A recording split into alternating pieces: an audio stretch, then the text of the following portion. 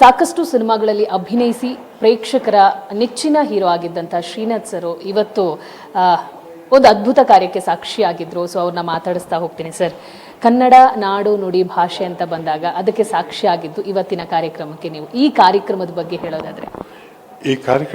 ಹೇಳೋದಾದ್ರೆ ಇಲ್ಲಿ ಅಲ್ಲೂ ಹೇಳಿದೆ, ಇಲ್ಲೂ ಹೇಳ್ತೀನಿ.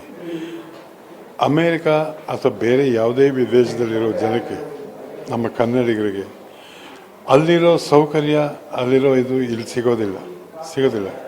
ಅಷ್ಟು ಚೆನ್ನಾಗಿದೆ, ಅಷ್ಟು ಆನಂದವಾಗಿರ್ತಾರೆ. ಇಸ್ ಮೋಸ್ಟ್ ಕಂಫರ್ಟ್ ಅಂತಾರೆ ಅವರು. ಆದರೆ ಅವ್ರು ಮಿಸ್ ಮಾಡ್ಕೊಳ್ಳೋದು ಒಂದೇ ಒಂದು, ಆ ಭಾವನಾತ್ಮಕವಾಗಿರೋದು, ಎಮೋಷನ್ಸ್, ಸೆಂಟಿಮೆಂಟ್ಸ್, ಅದು ಅವ್ರಿಗೆ ಬರೋಲ್ಲ. ಅಲ್ಲಿ ಕಷ್ಟವಾಗುತ್ತೆ.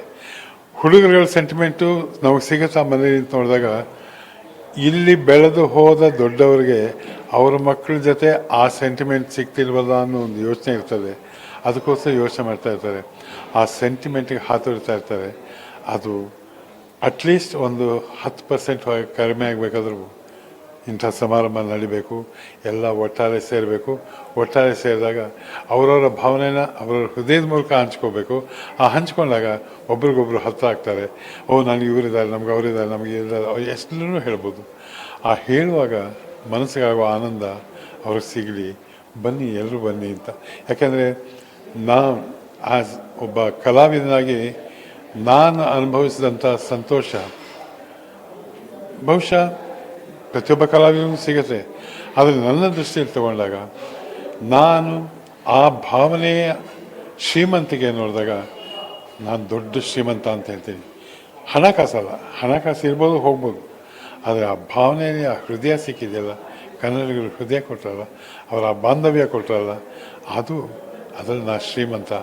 ಅದನ್ನು ಅನುಭವಿಸ್ತಾ ಇದ್ದೀನಿ, ಇವತ್ತು ಅನುಭವಿಸ್ತಾ ಇದ್ದೀನಿ, 50 ವರ್ಷ ಅನುಭವಿಸ್ತಿದ್ದೀನಿ. ಆ ಅನುಭವಿಸಿದಾಗ ಒಬ್ಬ ಮತ್ತೊಬ್ಬನಿಗೆ ಎಷ್ಟೊಂದು ಸಂತೋಷ ಕೊಡ್ಬೋದು ಅನಿಸುತ್ತೆ. ಆ ಸಂತೋಷ ಪ್ರತಿಯೊಬ್ಬರಿಗೂ ಸಿಗಲಿ, ಸೇರಿ ಆನಂದವಾಗಿ ಹಂಚ್ಕೊಳ್ಳಿ ಅಂತ ಅದಕ್ಕೆ ಹೇಳೋದು. ಈ ಸಮಾರಂಭ ಆ ದೃಷ್ಟಿಯನ್ನು ನೋಡಿದಾಗ ಭಾಳ ಮುಖ್ಯ ಆಗುತ್ತೆ. ಆ ಮುಖ್ಯ ಆಗೋದು ಕಾರ್ಯಕ್ರಮಗಳು ನಡೀತಾ ಹೋಗುತ್ತೆ. ಕಾರ್ಯಕ್ರಮ ನೋಡೋದಕ್ಕಿಂತ ಪಕ್ಕದಲ್ಲಿದ್ದವ್ರ ಕೈ ಮಾತಾಡ್ತಾ ಕೂತ್ಕೊಳ್ತಾರಲ್ಲ, ಅದು ಎಷ್ಟು ಸಂತೋಷ ಕೊಡುತ್ತೆ. ಆ ಸಂತೋಷ ಅವ್ರ ಪಾಲ್ಗಿದೆ, ಸಿಗಲಿ. ಸರ್, ನಿಮ್ಮ ಮನಸ್ಸಲ್ಲಿ ಒಂದು ತುಂಬ ಖುಷಿ ಕಾಡ್ತಾ ಇದೆ ಕನ್ನಡ ಭಾಷೆ ಅಂತಂದಾಗ. ಆದರೆ ಇವಾಗ ನಡೀತಿರುವ ಒಂದು ಬೆಳವಣಿಗೆ, ನಾನು ಯಾಕೆ ಸಂತೋಷವಾಗಿದ್ದೀನಿ ಅಂದರೆ, ಯಾರೋ ಏನೋ ಹೇಳಿದ್ರು ಅದಕ್ಕೋಸ್ಕರ ಯಾವುದೂ ಹಾಳಾಗಲ್ಲ. ಬುದ್ಧಿ ಕಲಿಸ್ಕೊತಾರೆ ಅವರು. ಆದ್ದರಿಂದ ಅದ್ರ ಬಗ್ಗೆ ಜಾಸ್ತಿ ಮಾತಾಡೋದಕ್ಕಿಂತ ನನ್ನ ಕನ್ನಡ ಹೆಮ್ಮೆ, ಬುದ್ಧಿ ಕಲಿಸ್ಕೊಂಡಾಗ ಅವರೇ ಬರ್ತಾರೆ. ತಪ್ಪಾಯಿತು ಅಂತ ಕ್ಷಮೆ ಅಂತಾರೆ, ಆಗೋಯ್ತು. ಸರ್, ಇದರ ಜೊತೆಗೆ ಸ್ಯಾಂಡಲ್ ಸೋಪ್ ವಿಚಾರವಾಗಿ ತಮನ್ ಅವರಿಗೆ 6.5 ಕೋಟಿ, ಬಟ್ ನಮ್ಮ ರಾಜ್ಯ ಸರ್ಕಾರ ಅನಿಲ್ ಕುಂಬ್ಳೆ ನಮ್ಮ ಕನ್ನಡದವರೇ, ಅವರು ಫ್ರೀಯಾಗಿ ಮಾಡ್ತಾ ಇದ್ದಾರೆ. ಸೊ ಇದ್ರ ಬಗ್ಗೆ ಹೇಳೋದಾದರೆ, ವೈಯಕ್ತಿಕವಾದ ವಿಚಾರ ನಾನು ಮಾತಾಡಲ್ಲಮ್ಮ. ವೈಯಕ್ತಿಕವಾದ ವಿಚಾರ ಸರ್ಕಾರದ ವಿಚಾರ. ಯಾಕಂದರೆ ಆವಾಗ ನೋಡೋಕೆ ಹೋದಾಗ ಯಾಕೆ ಮೈಸೂರು ಸ್ಯಾಂಡಲ್ ಸೋಪು ಯಾರ್ಯಾರು ಬಸ್ದಾಗ ಅವ್ರನ್ನ ಕೇಳ್ಬೋದಲ್ವ. ಇದು ಪ್ರಚಾರಕ್ಕಾಗಿ ಅವ್ರು ಏನು ಬೇಕಾದ್ರೂ ಮಾಡ್ತಾರೆ. ಪ್ರಚಾರಕ್ಕಾಗಿ ಇವಾಗ ಎಷ್ಟೋ ನಮ್ಮ ಕನ್ನಡದ ಇದಕ್ಕೆ ಬೇಕಾದಷ್ಟು ಜನ ಬಂದಿದ್ದಾರೆ, ಬೇರೆ ಬೇರೆ ಕಡೆಯಿಂದ ಬಂದು ಪ್ರಚಾರ ಮಾಡ್ತಾ ಇದ್ದಾರೆ. ಅದೆಲ್ಲ ತಪ್ಪು ಅಂತೀರಾ? ಯಾರು ಹೇಗೆ ಮಾಡ್ತಾರೆ ಮಾಡ್ಕೊಳ್ಳಿ, ಹೋಗೋದು ಯಾವುದು ಅದಿರಬೇಕಷ್ಟೇ.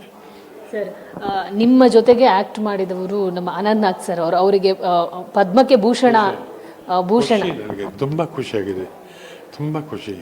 ಅನಂತಗೆ ಸಿಕ್ಕಾಗ ಅವನು ಎಷ್ಟು ಸಂತೋಷ ಪಟ್ಟಿದ್ದಾನೋ ಅಷ್ಟೇ ಸಂತೋಷ ನಾನು ಪಟ್ಟಿದ್ದೀನಿ. ನಾನು ಅವರು ಮಾತಾಡಿದ್ವಿ. ನನ್ನ ಒಂದು ಮೋಸ್ಟ್ ವಂಡರ್ಫುಲ್ ಫೀಲಿಂಗ್ ಅನಂತು ಅಂತ ನಾನು ಹೇಳಿದಾಗ, ಅದು ನಮ್ಮ ಭಾವನೆ, ನಾವು ಚೆನ್ನಾಗಿರ್ತೇವೆ.